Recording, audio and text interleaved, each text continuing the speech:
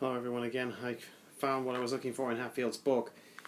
He says that fear comes from not knowing what to expect and not feeling you have any control over what's about to happen. When you feel helpless, you're far more afraid than you would be if you knew the facts. If you're not sure what to be alarmed about, everything can be alarming. And that's how I felt when I found out about Cranfield, that I was going to do that this year instead of next year. All these unknowns. But now I know what I have to be worried about. I do. I'm not worried about going to Cranfield. Well, it would be a lie. I'm anxious about going, but I know what I'm up against. So I can deal with it. I can. That's what autistic people find. And they find everything alarming. They do. They don't know what to be worried about. Information is the key as well as listening. So until August 13th, I hope this helps. Hello everyone on Talk About Autism, Jack Dove here. My update this time comes from the city of Bath in Somerset. I've started the TXR 120 module today with activity D, taking sound measurements. Tomorrow, Monday, is robotics activities. I get to build a rescue robot. Tuesday we do our group activity. We do, and it's some research project. In the afternoon we'll be going to the seaside. Wednesday it's some building a model bridge after we prototype it on computer software, and then on Thursday the lab activity extracting copper, and finally on Friday the presentations.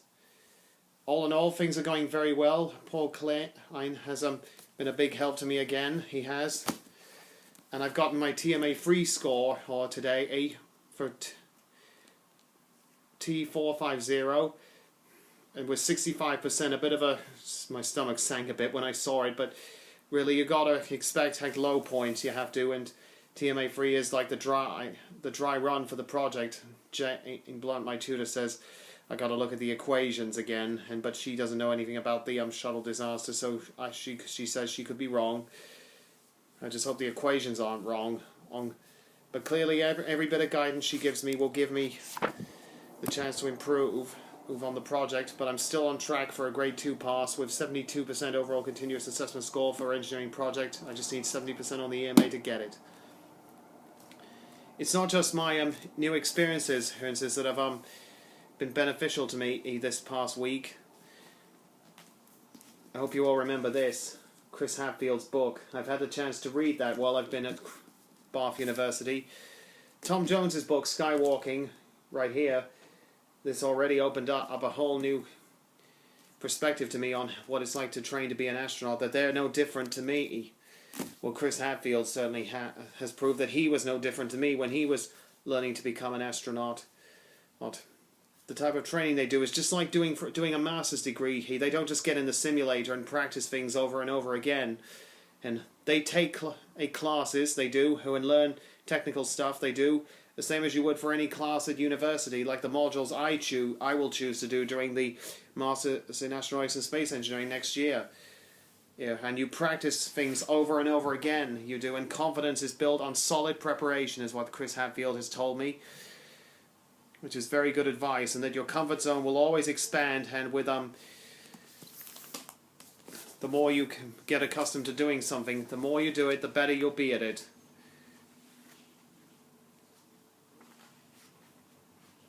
Trying to find something in here, but really they will prepare you for any. They'll prepare if I get into ESA or NASA, they will prepare me. They will for anything that I have to do. But it doesn't matter if at Cranfield, I feel like I could take some modules which would benefit me greatly, like handling data, or learning how to use mission simulation software. Even if I never do need these things in real life, I will lose nothing by learning them. Hadfield learned a lot of things he did in his career which he would never get to use. It was like learning how to deal with an oxygen leak, but it didn't matter. It didn't. As long as you enjoy doing what you're doing, you lose nothing.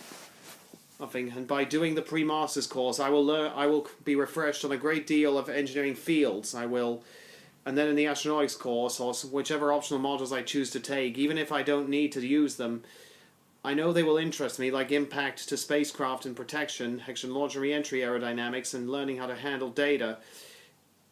And the mathematics, even if I don't need them, heed them, which most people say you won't on these days in modern engineering with computer programs, even if I learn them, as long as I enjoy learning what I learn, I will lose nothing. I can only gain from it, or enjoy life, because that's what Hatfield did. As long as you enjoy doing what you're doing, that's all that matters. But anything you do learn, and is handy to have, it is, even if you never use it. Like scuba diving, which I've been doing again, and I feel like my fin pivoting got down very well. It did. Although I still need to work on the entries a bit, like keeping my hand on my face over the mask. But there's still time to practice that, there is.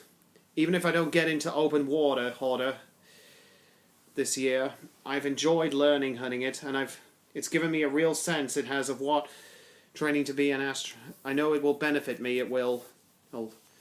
And enough of that for the moment. I've been back to the Grange School, and I've seen what they've done with the place over the past couple of years since I went for the reunion. And I can tell you this, people on talk about autism, it could not be better equipped to handle someone with autism. It really could not. They've got everything in place. Showing students how to arrange their timetables and how to plan to deal with changes in their timetables, their own space to call their own, like quiet areas to calm down, and people who are willing to listen to you and use clever techniques to get you to open up about yourself, help from the right stimulants to get you to do it. With like proper tones of music, it's like a nice quiet environment, all that stuff. And really, Tim, the student who showed me around, he didn't seem that different to me. His tone of voice, the way he talked, just sounded a lot like me. It did. That's all you need, is the right... All you need to get people to open up is the right, especially people about autism, is the right state of mind, the right environment, and people who are willing to listen, even if they're not experts in the field. Like it, if they don't know anything about space travel or what you want to do, if they're willing to listen to what you have to say about your experiences, that is all you need. It is people who understand the condition, the right setting, a clear environment, the right state of mind, and proper understanding, which I probably repeated. But anyway, hey, some of those things at the Grange I wish were there. But I hope to contribute more to the Grange, I do, and hope to help out again in the future. But as for Cranfield, one thing I'm going to do is try and give myself a reward at the end of it. I mean, there's still things I'd like to do. And for one thing, I've never tried skiing at the Snow Dome in Milton Keynes. Even if I don't enjoy it, I want to give it a try, I do, like Tim Peake. He's done scuba diving and skiing. He is, although I've had a few experiences at ice skating, because I mean, things like that. Scuba diving is good for training for spacewalks, and winter sports are good for preparing for the harsh winters in Russia. They have to train in what Tim Peake had to train in January. Maybe copying what someone else is doing is not a good thing. It isn't. Like my parents have told me, I am my own person. I am. But I mean, there's nothing wrong with wanting to try what you see people you wish you will become one day. As long as you enjoy the experience, and nothing else matters, you will lose nothing from it, and I will lose nothing by giving skiing a try, and I've lost nothing by doing scuba diving. It's given me a perspective of the skills I need to learn to prepare for Cranfield, and given me an idea of what to expect if I ever do get into ESA. But one last thing I'll say about Chris Hadfield's book. Look, it's made me think about my CV more and more, which I put all my activities on and my qualifications, and I feel I fit the astronaut profile perfectly. Well, my next update will be after August 13th, after the Cranfield Open Day, when things will start to fall into place a bit more. So I got to finish TXR 120 I have now. So till August 13th, I hope you all enjoy the update, and I look forward to your feedback.